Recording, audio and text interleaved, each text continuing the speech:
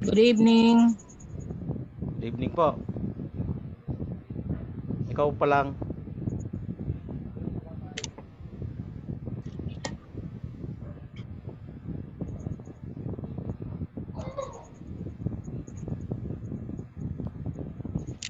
Okay. Okay lang. Bikoy. Yes.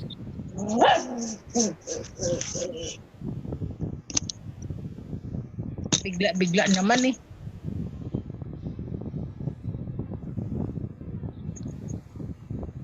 Okay. Praise God.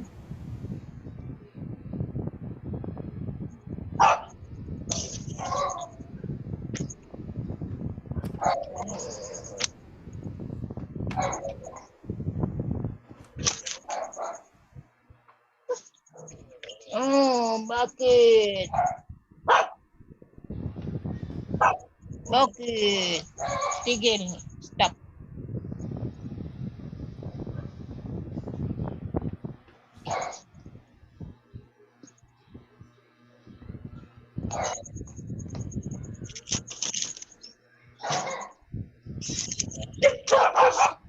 Nakakit.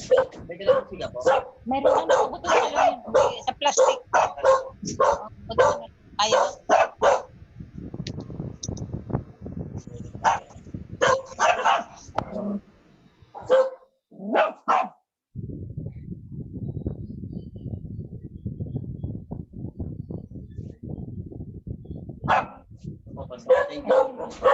Then, bakit mo nadalhin doon? Kailangan nila.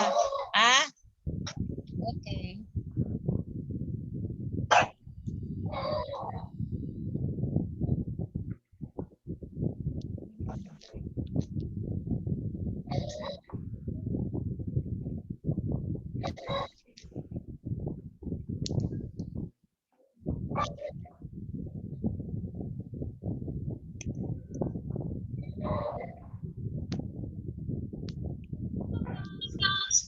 Sweet silver cloud, oh, seem to say, throw cast away.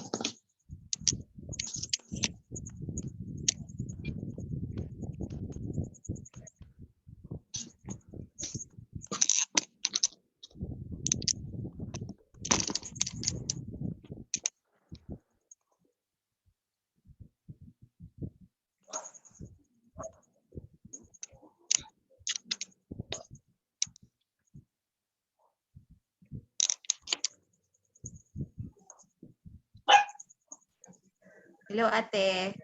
Hello, ay, ang aking anak. Hi, Jen.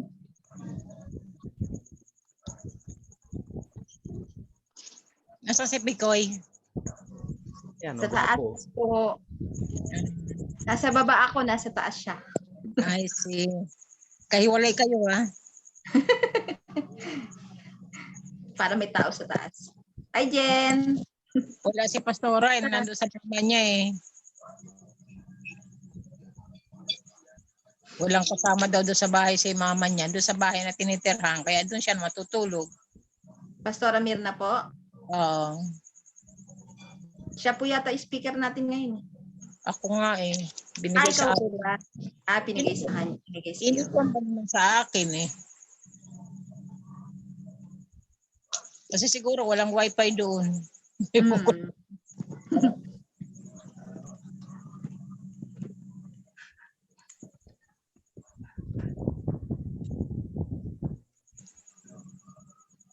Sina Daisy, online ka ba Daisy? Nagpapakuna Apat pa na lang. ngayon eh. Nagpapakuna na si Daisy. Ako po, nakita ko nga. Tapos si Apat pa lang Pastora. tayo. May side effect daw, nararamdaman nila sa kanilang katawan.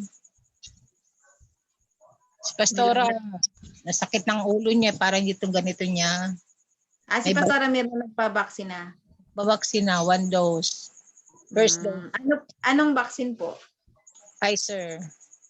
Pfizer. Okay naman So, Pfizer. sumakit yung ulo niya eh, parang nanghihina siya. Ganun po talaga, may side effects lang yun pero wala rin naman yun. Wala yon. Ikaw, napabaksin ka na? Ah, tapos ka na ba? Hindi po. Hindi po ako nagpa-vaccine. Si Daisy ganun din eh, sumasakit daw batok niya. Sabi ko, ano lang, mga side effect yan. Yung ang ano ko sa sa CCF, ka-online, ka-online prayer ako. Mga online online Bible study sa CCF. Nagpa-vaccine sila, nag-arise yung kanilang mga sakit. Fatty liver sa kasikmura nag-arise, sumasakit. Tapos si Sister Glenn, mga taga CCF yan eh. Meron kasi kami Bible study, kami lang. Yung kanilang papaksin ni Sister Glenn, na siya, na bedridden. Pero pagsasalita pa siya, kaya lang yung mahina, bedridden siya. Apat na online kami, taga CCF silang 3. Ako lang iba. Nagsishare din ako, nagpa-facilitate din ako para kaming 4 ba, nagpapalakasan. Nagpatutuo sila na ganun daw, ganito. Nag-arise yung mga sakit nila. Sabi ko kay Pastora, talagang may side effect yan, hindi mawawala. Yung iba nilalagnat. Good evening po. Good evening. Nandito po ako sa mama ko eh. Ayan, si Pastora. May online ba, Pastora? Ay, mayroon kang wifi dyan? May wifi po dito sa bahay ng kapatid. May wifi pala. Ito po yung mama ko oh. Hi, sister. Hello po. Kumusta po kayo? Okay naman po, mabuti. Hindi pa po kayo nag-start, na late ako. Nag-iintay pa nga kami na 4 pa lang kasi kami. Panlima, pang-6 na si nanay, si Madir. Mother plan tawag ko sa kanya. Magkasing edad po kasi. Kareho kayong Mirna eh, hindi ko malaw kasi. Madir na nangatawag ko sa isa.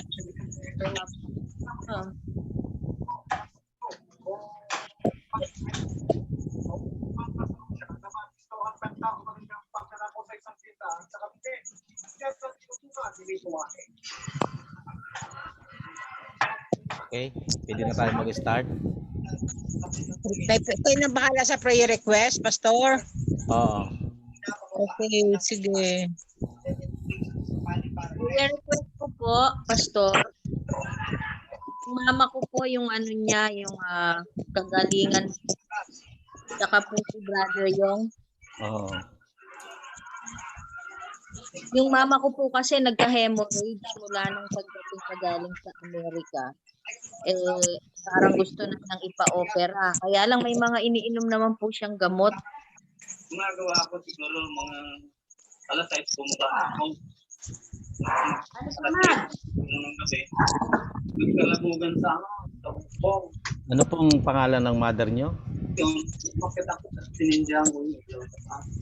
Mirna rin po. Pareho. Junior ka, junior. Opo. Mirna Yap. Hindi tayo na ito pumasok ang system para taping kawan. Tindahan nila Alin Delia. Pero narinig ni Tatay Reynaldo ang kanyang tuluskus. Sa radyo ba yun? If delivery. Wala po kami. May nakabukas yata o baka si Pastora. Wala naman itong Dito naman po wala. TV. Kasi ito na yung pera. Nag-ini ba namin? Pangalawa, gano'n. Ay, tanong si pala siya, hindi ko na. Sabi, nakapit-bahay ko. Safe delivery po, Aline. Pati po dun sa baby. Ayon sa barangay tanod daw pulis pa niya. Ilaw, wala raw sa sarili. Pwede na yung barangay tanod na yon. Kung ano-ano sinasabi. Cora, Yung tiyahin. i-mute mo muna yan. Wala akong Nakamute ba? Pinuntahan Ayun na rin, may sound kasi. Napakaingay po, napakaingay. Hindi yan makakarinig. Ayan. Prayer request ko din po para kay Aline. Kanyang safe delivery po, pati po yung baby.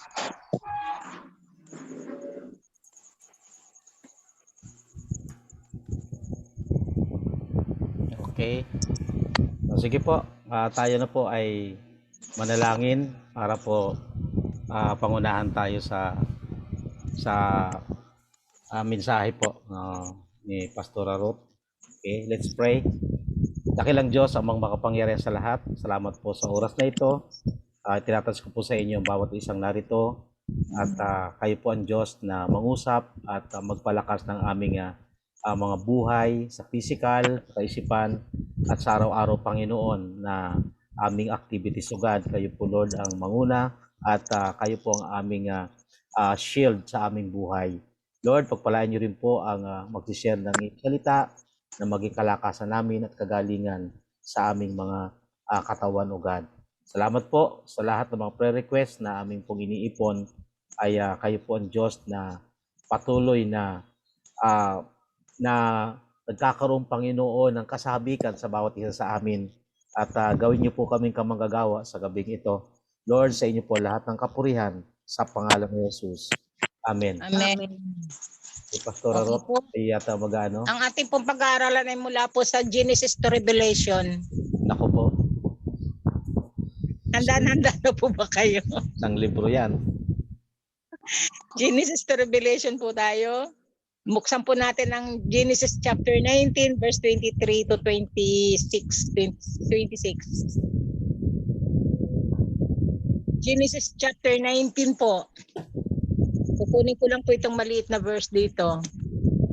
Verse 23 hanggang 26. Yan, 26.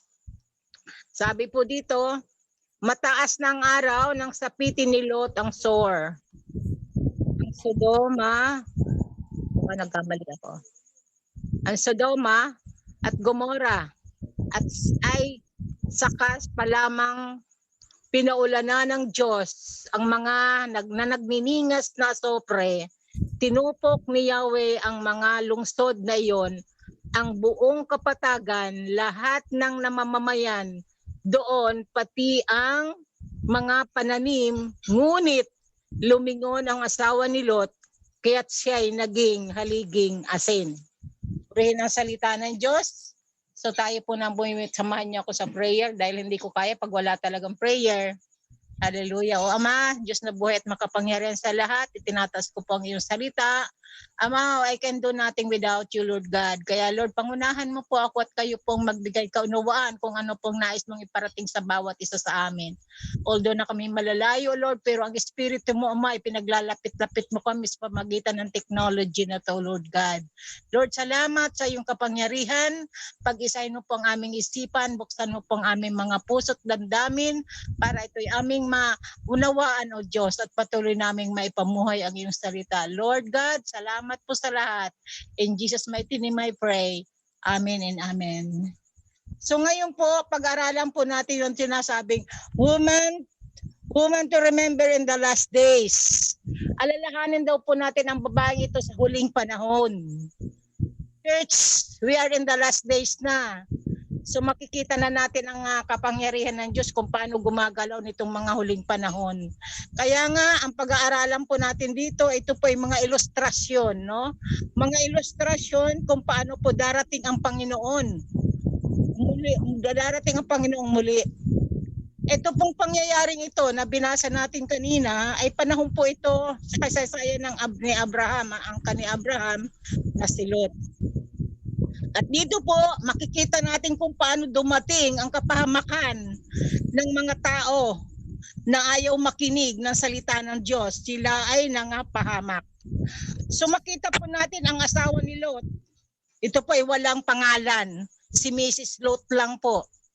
Mrs. Lot ay isang babaeng religious. Religyoso siya. Kasi siyempre, si Abraham, mula kay Abraham, na ano nila ang pagkaging religyoso ni Abraham. So, masunurin siya sa kanyang asawa. Ngunit wala siyang pangalan. Sabi ko nga kanina, walang pangalan siya. Kaya ang tawag ko sa kanya si Mrs. Lot lang. Tama po ba? Walang pangalan kasi hindi rin mahalaga ang mga pangalan ng babae sa Old Testament.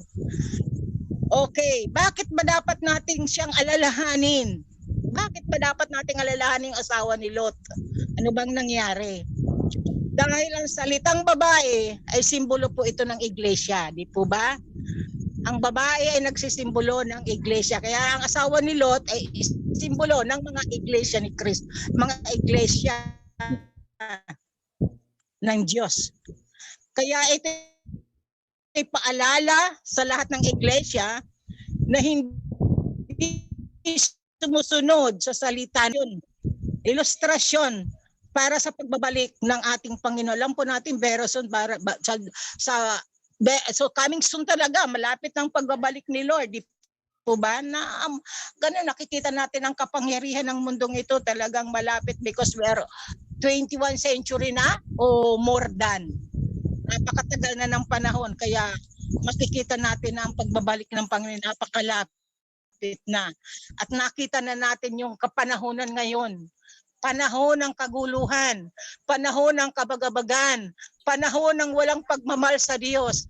Ang panahon, makikita natin doon sa 1 Timothy chapter 3 verse 1 to 7, I think 1 to 7, makikita, mababasa natin doon kung ano ugali ng mga millennial children. Yan ang mga tinatawag ko, millennial children na sila.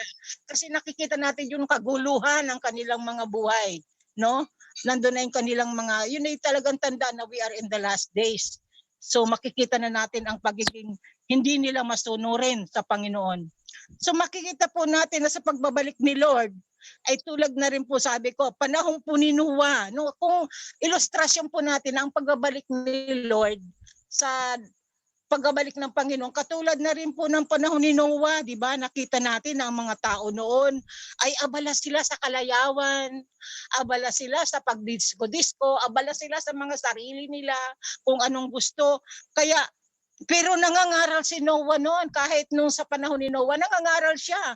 120 years siyang nangaral, no? 120 years siyang nangaral sa buong lugar na kinaroroonan ni Noah na 120 years. Pero alam mo ba ang nangyari? Alam lang ang naligtas doon sa pangangaral niya ng 120 years. 8 tao lang. Kaya nang dumating ang baha, wala silang kaalam-alam. Parang ganun no? Pag dumating ang panahon ng baha na yon, ang mga tao nasa kalayawan, nasa sarili nilang mga kagustuhan. Kaya nung dumating ang baha, wala silang alam, ano ang naligtas? 8 tao lang ang naligtas at mga hayop. Buti pa ang mga hayop sumusunod sa Diyos, no? Nangaligtas pa sila. Praise the Lord. Kaya tingnan po natin, dito rin sa panahon ni Lot, ano nangyari?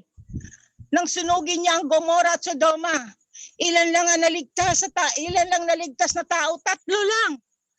No, nagsabi pa si Lot doon sa kanyang mga manliligaw ng asawa ng mga nanliligaw sa mga anak. Sabihan may mga kamag-anak mo na ganito na susunugin ng Gomora. Ay akala ng mga nanliligaw kay na doon sa anak ni Lot, nagbibiro lang si Lot. Hindi sila nakinig. Gusto nang gunawin ni Lord, kaya ang ginawa ng Panginoon, pinaalis na lang si Lot, no? Pinaalis nila si Lot, halos kalad-karin na nila, dali na, kumbaga sabi, may takbo na kayo, takbo, kasi susunugin na nga ang Gomora papaulan na nga ng apoy ang Gomora. Pero ang sabi, halos kalad-karin na sila, sabi sa verse 19 verse 17, kinakalad-kad na sila, sabi niya, huwag kayong lilingon, huwag kayong hihinto, huwag kayong huminto sa kaparangan, magtago na kayo sa kabundukan, sa kaburulan, para hindi kayo mamatay, sabi ng angel, no? Yung nagsundo sa kanila kasi may sumundo sa kanilang dalawang lalaki. Halos karad ka rin sila para maligtas sila. Pero ito si Mrs. Lot, may naalala, no? Anong ginawa ni Mrs. Lot? Kinakaladkad na sila. Naawa sa kanilang Panginoon, kaya nga hindi pa niya sinusunog kasi gusto niya maligtas talaga yung pamilya ni Lot. Pero anong ginawa nito ni Mrs. Lot? Lumingon, hindi sumunod sa tinig ng Panginoon. Kaya yun ang nangyari. Itong naging kasalanan ni Mrs. Lot. Naging kasalanan niya sa verse 17. Na ayaw silang makinig sa tinig ng Diyos. Ayaw sumunod sa anghel ng huwag kang lumingon, huwag kayong hihinto. Nag-disobey siya. Yan, disobedient ang naging kasalanan ni Mrs. Lot.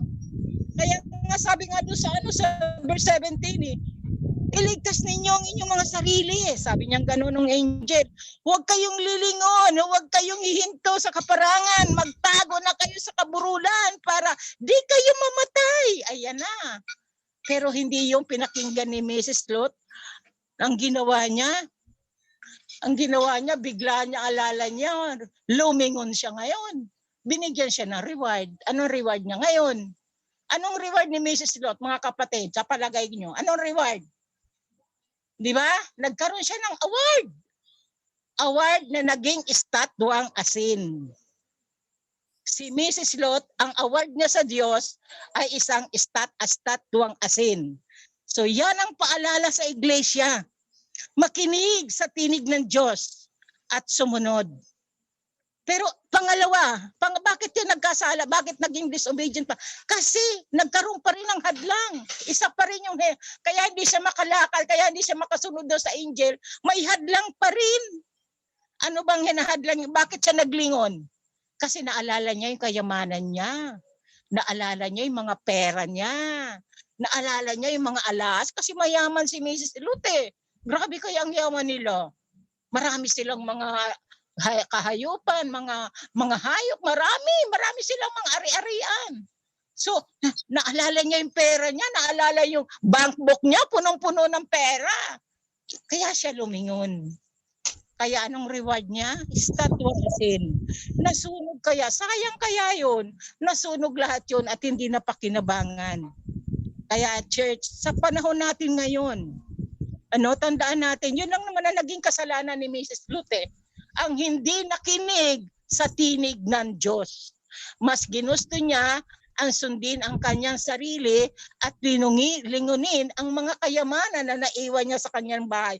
Ang laki-laki ng kanyang bahay, mansyon, nasunog lang. So, tandaan po natin, walang forever sa lupa. Kahit gaano ka kayaman, kahit gaano ka puno ang bank book mo, kahit anong meron ka sa lupang ito. Anong sabi sa Mark 8:36, makamtan mo man ang lahat ng kayamanan dito sa mundo kung mapapahamak naman ang iyong kaluluwa. Anong pambayad mo sa kaluluwa mo? O, tandaan natin yun, no? Kaya walang forever. Walang maliligtas kung mayaman ka, walang kaligtasan kundi kay Kristo lang. Kung marunong lang tayong makinig sa tinig ng Diyos, tiyak 100% ligtas tayo. Kaya tandaan po natin, church, ngayon maraming hadlang sa iglesia. Maraming hadlang ang mga iglesia ngayon kaya hindi makasamba. Kaya hindi makapag-worship sa Lord. Maraming hadlang, maraming alibay. Anong alibay? Minsan, nag-work ako may pasok ako sa Sunday Ang business ko, walang magbabantay sa mga itik na binili ko.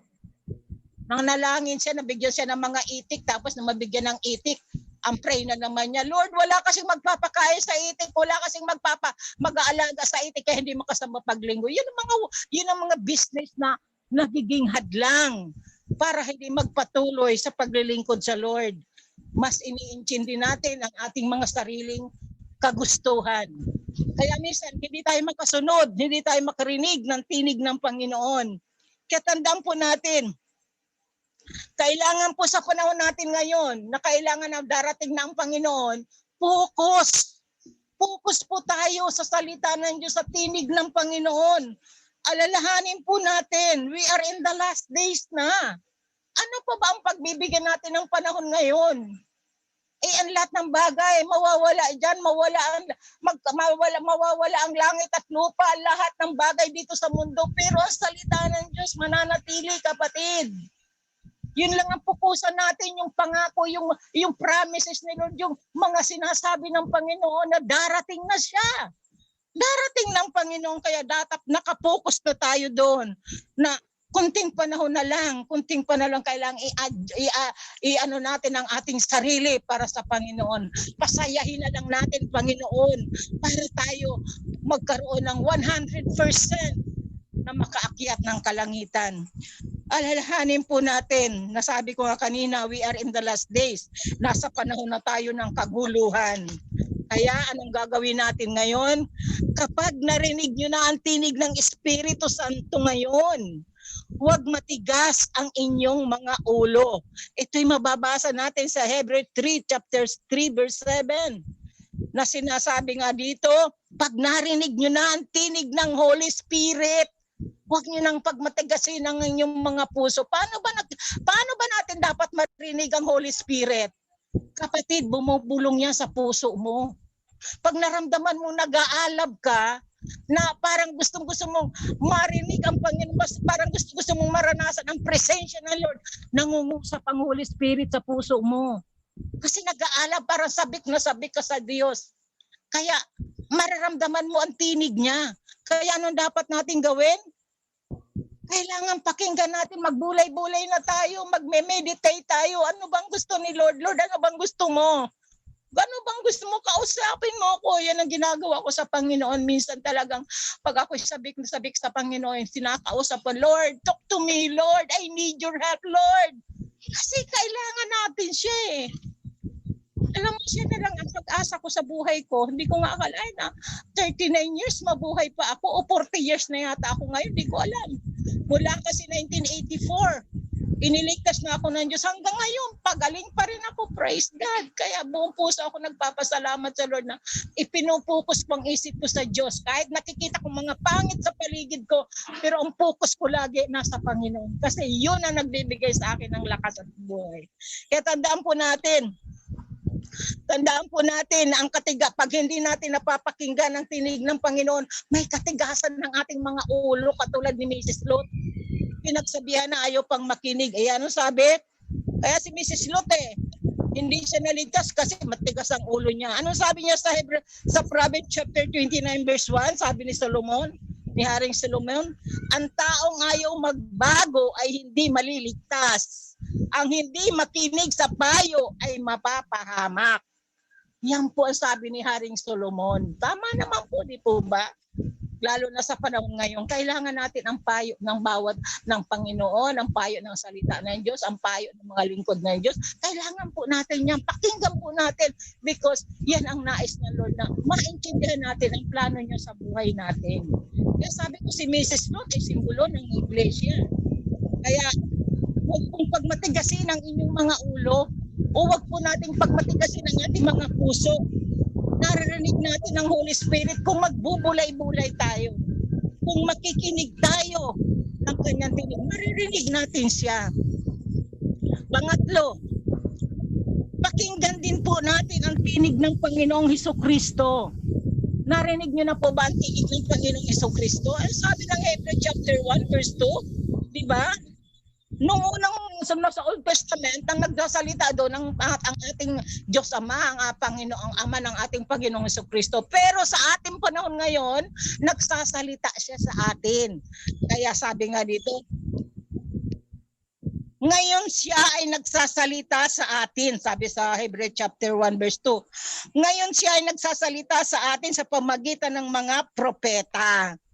Sino ba ang mga propeta na dapat na ginagamit ni Lord ngayon para pakinggan natin ang tinig ng Panginoon? Di ba ang mga pastor? Di ba ang mga bishop? Di ba yung mga nangangaral ng salita ng Diyos?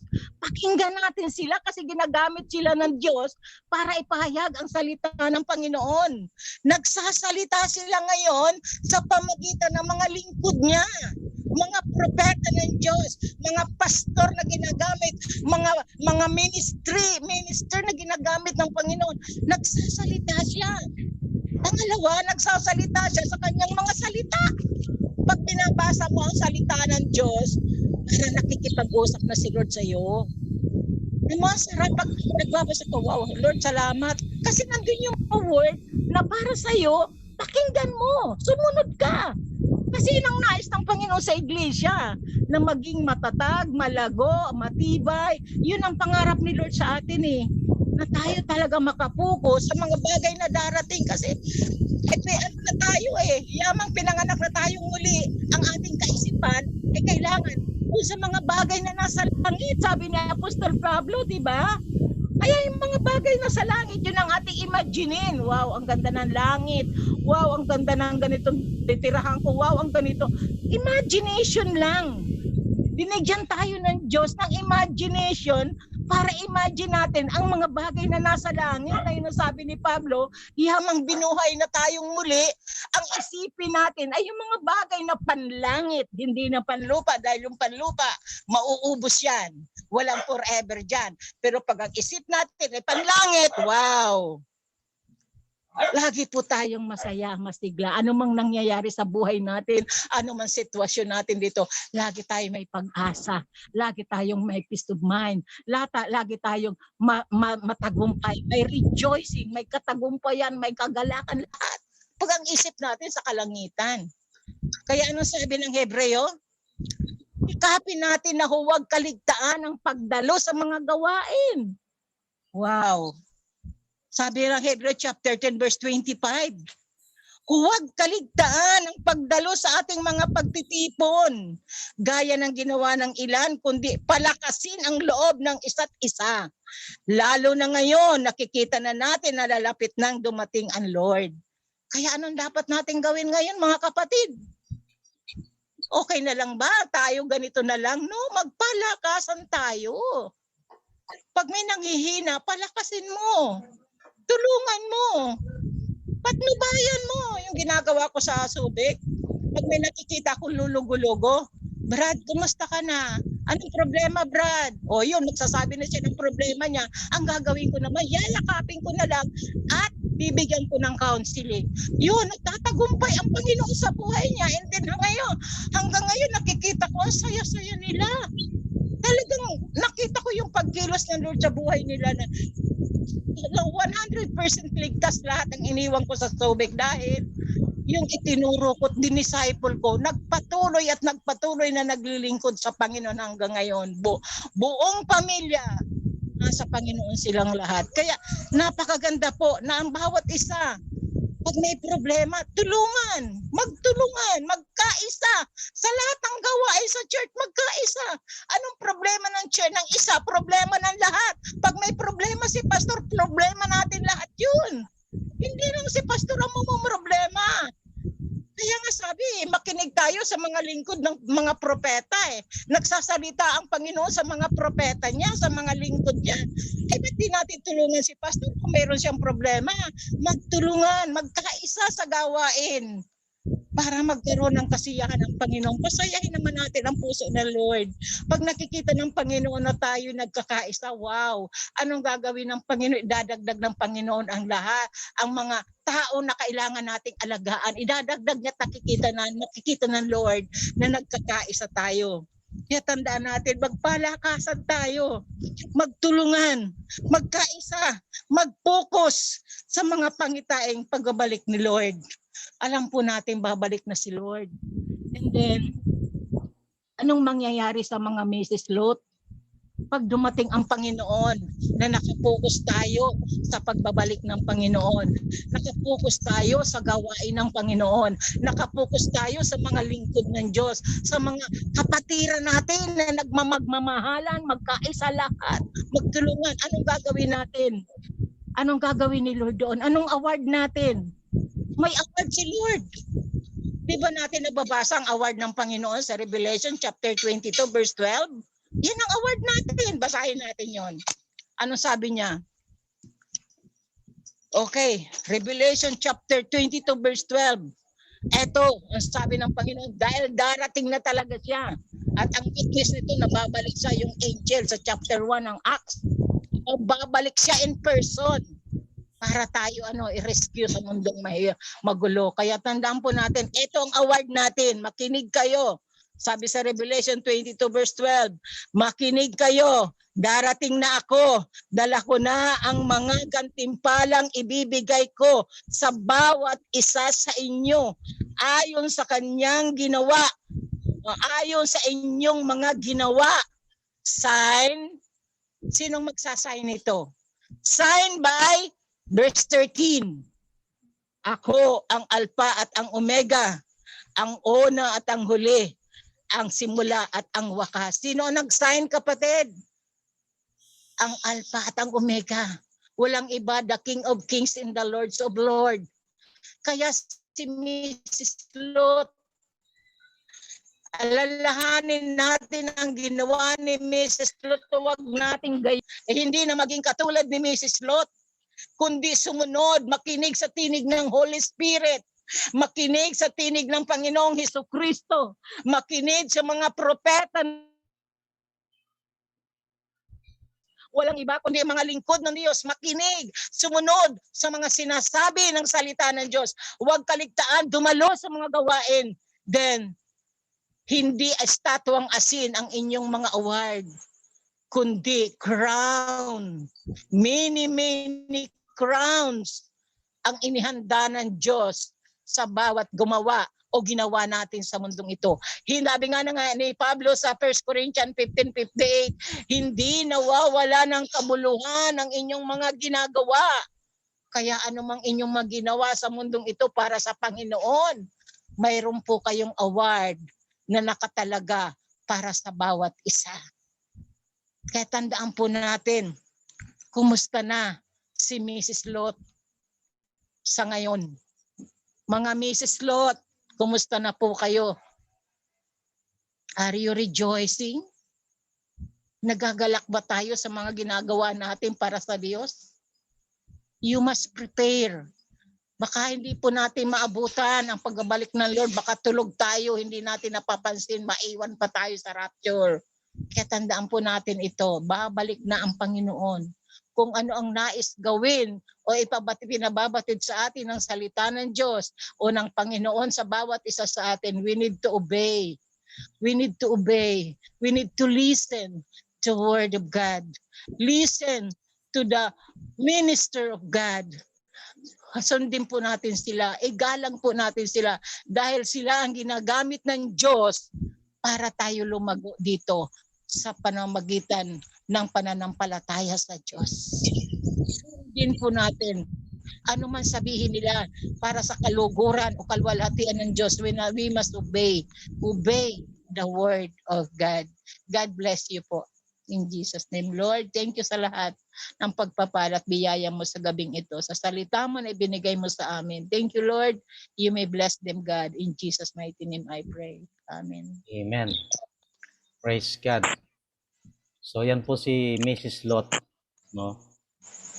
At isa po sa sign ng second coming na ikininto ni Lord Jesus ay ang pamilya ni Lot.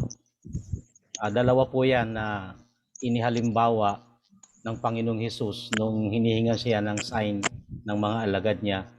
Ang pamilya ni Noah at ang pamilya ni Lot. Okay? May isang buo ang pamilya bago magdilubyo.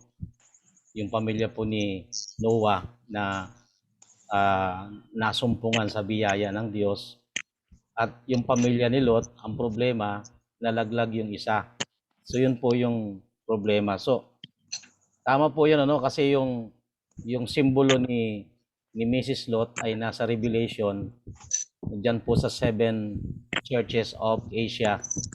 At ang isa po diyan na mismo si Jesus Christ ang kumakatok sa Laodicean Church ay sabi po diyan sa Revelation 3:20, sabi po diyan, basahin ko dito, narito ako'y nakatayo sa pintuan at tumutok-tok.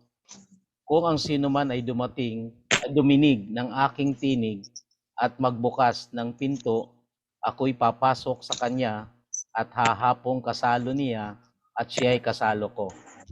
So ito po laging ginagamit, minsan ginagamit sa mga unbeliever na gustong papasukin si Lord sa kanilang buhay. Pero ang totoo po, ito po patungkol sa Laodicean Church, sa mga Kristiyano. At yung Laodicean Church po ay malahininga o lukewarm, malamig. Ano, ibig sabihin, hindi naman malamig, hindi naman mainit, lukewarm. Hindi halata. Maraming Kristiyano kasi hindi halata na sabi nga rito, pag binasa po ninyo, parang silot talaga ang buhay niya. Sa panlabas, para siyang mayaman. Assuming na mayaman, maraming mga pag-aari, yun na nasa isip niya. Kaya namuhunan siya. Kaya sabi rito, sabi ng Laodicean Church, mukhang mayaman, pero sabi sa paningin ng Diyos ay kayo'y mga dukha, kayo'y mga bulag. So yun po yung nangyayari sa church sa panahon natin ngayon. Like Laodicean Church, it seems that Jesus Christ is still outside the church o estranghero sa church. Si Jesus kumakatok, nakikiusap, sabik sa fellowship. No? The church is enjoying themselves sa bawat isa, pero outside si Jesus. So yun po yung problema. Kahit sa family, kalungkot kasi mayroon talagang lot na minsan ang lalamig o kahit mananampalataya, naiiwan. Kaya pagdating ng ating Panginoon, kung mayroon tayong kasama sa pamilya na parang si Lot, no? Nakatingin lang sa mga pag-aari, nakatingin lang sa kung ano ang nasa kanya, instead na siya ay maging asin ng kapwa niya, asin ng mananampalataya, sinulo niyang pagkaasin. Kaya sa bandang huli, naging haliging asin. So, yun po yung problema ng maraming churches ngayon. Dahil sa panahon natin ngayon, maraming alternatives maliban po sa tayo po lumapit sa Diyos. Nawa ay ipanalangin po natin yung ating pong mga kapatiran sa church. Bagamat hindi natin makitaan ng obedience sa Word of God,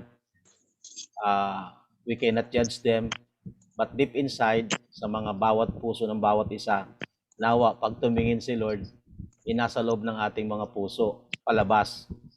No, minsan, ipinasok naman si Jesus sa puso, kumakatok naman si Lord, palabasin mo ako, gusto kong makita sa buhay mo. So, ganoon naman po, baliktad naman. Yung iba naman, estranghero si Lord. Yung iba naman, ikinahon si Lord. So, sinasarili si Lord dahil punong-puno na siya ng doktrina. So, ganoon po ang ipag-pray natin sa gabing ito. Kaya salamat, Ate Rot, sa paalala sa bawat isa, lalo na sa mga manggagawa ng Panginoon sa gabing ito. Tayo po ay magsama-samang manalangin, nanawa ay muli, sabi nga rito sa Laodicean Church, sabi ni Jesus, unless you repent, isusuka kita. Diba? Ayaw ko ng malahininga. It means that's not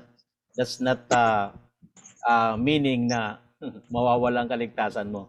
There's something na punishment, no, doon sa mga nanlalamig na para kayo ay uminit. Anyway, hindi naman manlalamig. Alam natin na yung pagiging mainit sa Panginoon ay nangyari na. So we feel that kind of feeling. May mga tao kasi na hindi halata. Parang Laodicean Church, hindi halata. Akala nasa kanya si Jesus o kasakasama niya si Jesus. Pero si Jesus na pala kinakausap. Si Jesus na yung kumakatok. Si Jesus na sabik na makipag-fellowship sa bawat isa sa atin. Kaya para po yan, ang Loving God Church ba ay Laodicean Church?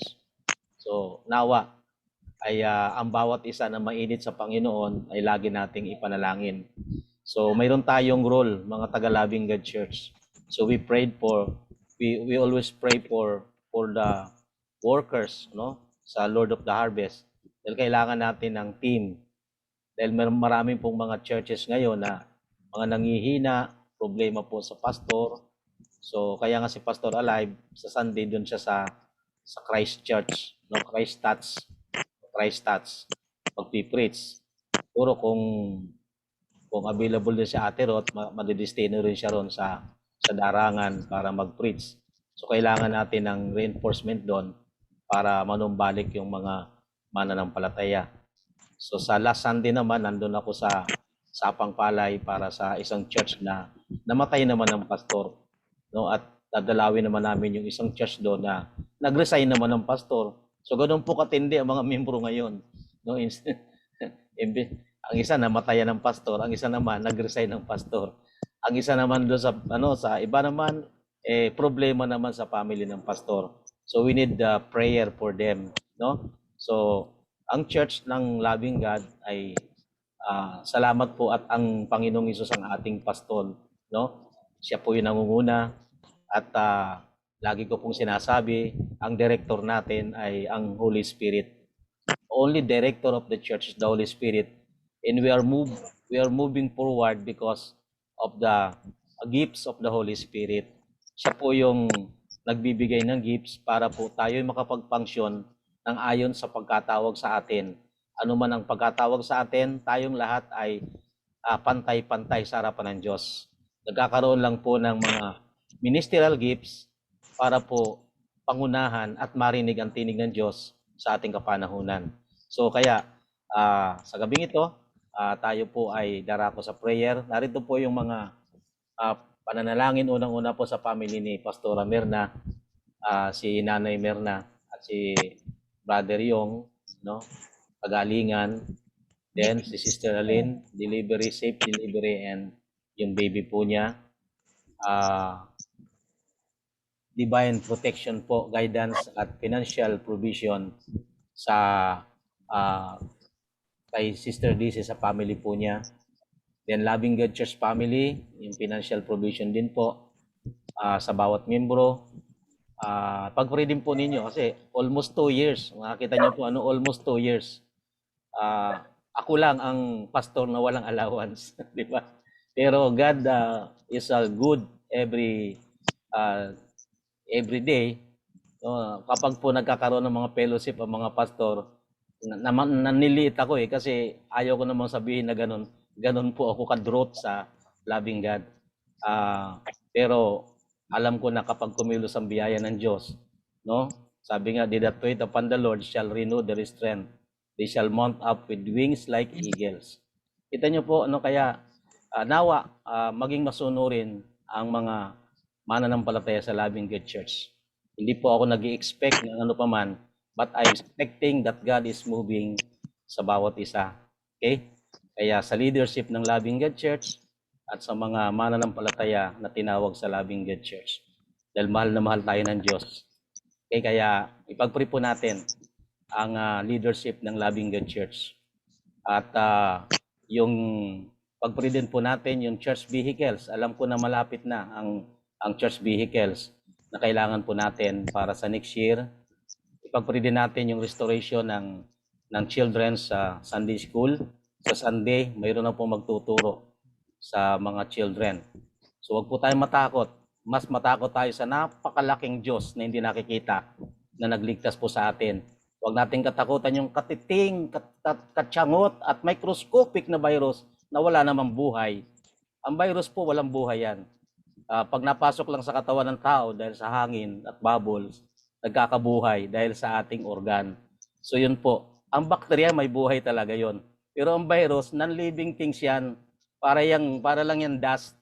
Kaya lang, bakit po nangyayari? Dahil nagkakahawaan. Ganun lang po ang nangyayari. Kaya maging maingat din po tayo doon. Pero mas katakutan natin ang napakalaking Diyos na siyang may hawak ng buhay. Okay? Kaya yun po ang ating patuloy na lapitan at patuloy na tawagan dahil yun po yung ating pong kaligtasan. Okay? So ipag-pray po natin na little by little ang Loving God Church ay maunawaan ang calling, no, sapagkat ang Diyos po ang tumatawag. Ang membership ng church ay maunawaan na ang Diyos ang nagdaragdag ng naliligtas sa kanyang pamilya. Kaya hindi po tayo nagliligtas. Servant lamang po tayo ng Diyos para iparating ang mensahe ng Diyos sa bawat isa. So yun po yung ating ipanalangin sa gabing ito. Meron po bang idaragdag sa pamilya ni Ate Cora? Saan pa po? Kay Ate Jenny Lynn, family, at Ano po, yung maging tuloy-tuloy po sana yung trabaho ni JJ ay may okay. off siya po ng linggo. Saka yung Pag-iingat po. yung Sunday ano niya, worship, hindi pa rin Opo. ano. So ipag-pray po natin Opo. yung masunod yung schedule ng Diyos, no? May lagay siya sa day off ng Sunday. Okay? Pag-pray din natin yung mga kabataan ng Loving God, na talagang siyempre pandemic po at marami naghahabol, maraming gustong ma-establish. So nawa kasama sa Diyos, kasama ang plano natin sa Panginoon. So ipag-pray po natin yon. Okay, sabi nga sa Bible, huwag mo ipaghambog ang bukas. No? At kahit ikaw ay lilipat sa ibang bayan, huwag mong ipagmalaki. Ang dapat nating sabihin, kung luluubin ng Diyos. So we need to know the will of God. Dahil marami nagayang, pupunta ako sa ibang lugar, magkakaroon ako ng magandang trabaho, no? Problema po yan. Kaya yung mga Mrs. Lot na kaisipan, pag sa bandang huli, napahamak. So huwag po nawang mangyari yung ganun. Ano? So ano pa po? Mayroon pa ba? May daragdag? So ipag-pray natin na nawa sa gabing ito, sabay-sabay po tayo mag-pray. At kung sabay ito pong mga prayer request na to, sabay-sabay natin ilapit. At ako na lang po ang magko-closing prayer para po sa panghuling panalangin. Sabay-sabay po tayo mag-pray sa Panginoon. Hallelujah. Oh, hallelujah, Lord We Jesus. bless your holy name, Lord. Salamat po sa oras na ito. Aming Ama. Salamat po sa mensahe mo, sa warning na narinig namin. At mayroon na pong example, halimbawa sa unang panahon na napahamak dahil po sa mga bagay na nakakaagaw ng atensyon namin, Ama. Anak mo sa mundong ito. Lord, Lalo na po nawa sa ang bawat isa, mahal mo inaabot namin, nire-represent namin, Lord, ang mga talaga. Lord, mga kapatira namin, ang mga kabataan, ang mga Siyempre. magulang sa Loving God Church ng Panginoon. na hindi nakaka-attend. Sanggol sa kanya. Hindi Yamang ko kayo. namin alam kung ano po ang activities nila. But Gawa. sinabi ko po na Po ang we need kanyang to come together to pray together. po siya sa kalaga. Napakalaki ng sama-samang panalangin, Ama. Paglabas niya Pagpalain niyo po ang bawat isang narito sa gabing ito. sa Judith, Ano man ang distansya namin, but Juan. you gather us together, Lord, dahil sa teknolohiyang ito. Nawa Tulungan. magamit po ang technology sa tama. Magamit Napakahit. po ang technology sa patuloy na marinig ang busis mo, ang tinig mo. Safe and secured, Father Lord. God in heaven, I pray for Siyongko family, Salamat pamilya ni sa Pastor buhay. na Panginoon, lalo na si Nanay Merna, ang kanyang kalakasang physical, kagalingan. Patuloy, Damdaman. Lord, na kayo po ang magbigay ng relief at kagalingan sa kanyang buhay. Maging Lord, kay Brother Yung Panginoon, I pray na kayo po ang mahabag. Kayo po, Lord, ang umilos. At kayo po, Lord, ang pangalan niyo po, ang patuloy na kagalingan sa kanyang buhay. Sa pangalan ni Jesus. Lord, dalangin ko rin, Panginoon, ang financial breakthrough, ang protection mo sa family ni Sister Daisy. Lord, dalangin ko po ang patuloy na kaaliwan, comfort sa kanilang buhay. At patuloy, Lord, na kalakasan sa kanilang pananampalataya, Ama. Sa pangalan mo, Jesus. Salamat po, O Diyos. Maging sa pamilya ni Sister Jenny Lynn, ang patuloy na trabaho ni Jay, maging ang schedule na may tama ang day off sa Sunday para patuloy siyang lumakas sa pagsamba, Panginoon. At sa pangalan ni Jesus, salamat po maging sa buhay ng Redimo family. Kayo po, Lord, ang kumikilos sa kanilang buhay, lalo na sa kanilang magulang, si Kuya Gel at si Ate Cora. So, Lord, na kayo po ang umabot sa pangangailangan ng lahat ng kanilang sambayanan, Panginoon. Dalangin ko rin ang pag-iingat mo sa malapit ng delivery ni Sister Aline at ang pag-iingat mo sa bata. Salamat po, Diyos. sa kalakasan at katatagan na kayo po ang Diyos na may hawak sa kanya, Panginoon. Salamat po, Ama, kay Ate Ruth, Panginoon. Pagpalain niyo po siya, patuloy, Lord, na gamitin mo pa siya, Panginoon, sa kanya, Panginoon, kapanahunan. Palakasin mo siya na marami pa po ang maabot niya, Panginoon, na mabahagi na ng salita mo, Panginoon. Lord, I pray, maging ang pangangailangan ng Loving God Church. Dalahin ko po ang church vehicles na kailangan namin, Ama. Tulungan niyo po kami at patuloy, Lord, na kayo po mag-provide ng sponsors para po, Panginoon, sa next year ay mayroon na po kami mga gamit sa mga pag-abot ng mga ministry, Panginoon, sa mission na gamitin namin sa Loving God Church. Lord, ang community ito, patatagin niyo po, Ama. At patuloy, Lord, nabuksan niyo po ang puso ng bawat isa, ang bawat mananampalataya, bawat pamilya na tinawag mo sa Loving God Church. Bigyan mo sila ng obedient heart. Bigyan mo sila, Panginoon, ng kalakasang pananampalataya at biyaya mo, Panginoon. At maging masunurin kami sa inyong salita, Panginoon. Salamat po, Ama, sa patuloy na pag-iingat mo sa pamilya ng Loving God Church, Panginoon. Lord, maging sa tahanang ito, salamat sa provision mo. Sa anumang kaparaanan, Panginoon, sa inyo kami umaasa, sa inyo kami nagtitiwala. At hindi mo kami pinapabayaan, Panginoon, kaming mag-asawa. At pagkos, pinapalakas mo kami, Panginoon. At salamat po at nagiging daluyan ng pagpapala, Panginoon, ang pamilyang ito. Lord, dalangin ko rin po ang nalalapit na pagbubukas ng Andrew Theological Seminary, ang online class sa Saturday ng hapon, Panginoon. Hipuin niyo po ang mga pastors at manggagawa, Panginoon, na nag-enroll sa Andrew Theological Seminary. Tulungan niyo rin po ang mga teachers, Panginoon, na kahit, Panginoon, na hindi sapat ang tinatanggap, pero nandun po ang kanilang dedication para ma-improve ang buhay ng bawat naglilingkod sa inyo. At tulungan niyo rin po kami, Panginoon, sa pag-maintain ng internet. Every month, mayroon po kami, Panginoon, dalawang Zoom recorder, Panginoon, sa every month na ginagamit namin. Ito po ay binabayaran. Kaya salamat po sa lahat ng provision mo at sa mga nagtitiwala sa pag-aaral na ito, Panginoon. Maging bawat isa sa gabi ito, Panginoon. Salamat po, Diyos, sa lahat ng pag-abot mo ng pangangailangan ng mga pamilya ng Loving God Church.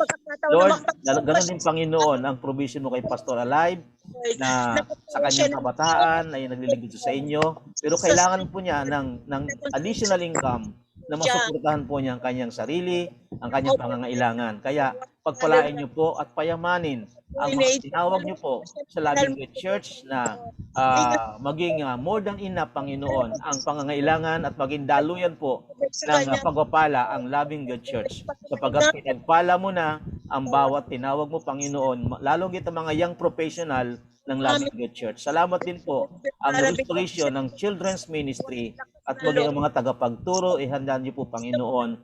Lord, dalangin ko po, Panginoon, every fellowship namin, every Sunday, Father God, kayo po ang aming shield, kayo po ang magbigay ng protection at anumang, Panginoong banta ng mga pandemic sa panahon namin ito, patuloy, Lord, na sansalain niyo po ito. Suguin niyo po ang inyong mga ministering angels to guard those fellowship, Panginoon, at aristuhin mo, Panginoon, ang lahat ng mga demonic spirit na humahadlang sa pangalan ni Jesus, sa pangalan ni Jesus, kagalingan, Panginoon, sa pamilya ng Loving God Church at protection, Panginoon, sa aming kapanahunan. Salamat po, Ama, maging sa aming pagtulog sa gabing ito, patuloy kang mangusap, patuloy kang, Panginoong, kumilos sa bawat isa. Sa inyo po namin itinataas ang lahat ng ito at tanging hiling namin sa matamis na pangalan ng aming Panginoong Hesukristo. Amen. Praise God. Salamat po. God bless po sa bawat isa na nakiisa sa gabi ito. Praise God. See you Sunday. Tayo po'y magsama-sama. God bless po. God bless po.